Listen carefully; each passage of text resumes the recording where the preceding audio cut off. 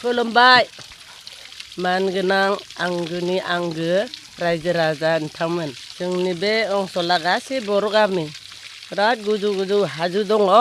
दैबो मोना जेबो मोना दैखौ जोङो बायनानैसो लोङोमोन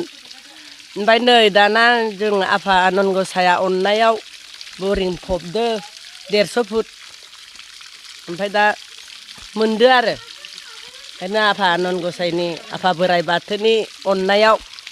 दैखौ मोननानै गोजोन नांबाय जाहा न'खरा गासिबो दैसौआबो नै बिराद मोजां गदो दैया हाजो नङा होमबा ओनसोला हाजोबाबो मोनदो आरो आइ गंगाया दंमारो ब्रायनो अननाया जोंना आनान गसाया नै हाजोफ्रा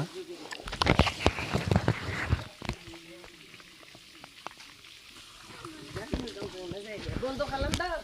हाजो जायगायावनो रायजो जानानै दं जोंनि बर'फ्रा दै मोनामोन दैखौ दिनै मोनबाय आरो बयबो गोबांनो बेबायदि आबाद मावनानै जायो बै गोजौ गोजौआव बायदि बायदि रोखोमनि खेथि मावनानै जायो खेथिफोरखौ मावो ना खेथिफोरखौबो मावो खेथियानो गैया जोंना बेयाव दंफां लाइफां बनसो हायानो गैयाबा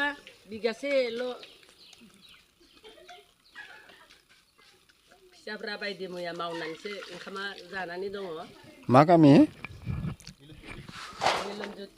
लनजत गामि आरो लोगोसे अयभिंबो दं होनदों नामा अयभिं दङ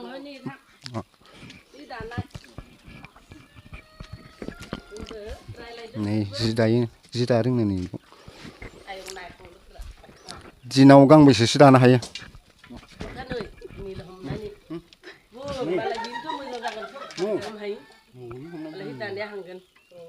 थाङा गांबेसे दानो हायो दिनाव गांबेसे दानो हायोनो हा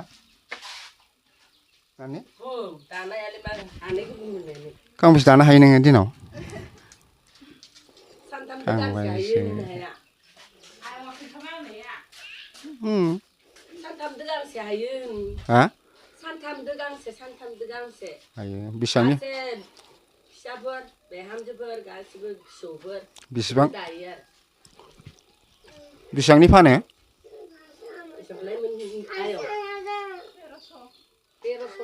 गांसेयाव 1300 मोनो बेखायनो नोंथांमोनहा बयबो बेफोरबायदि दानो सोलों आरो खामायनो सोलों मिलनज्योति गामियाव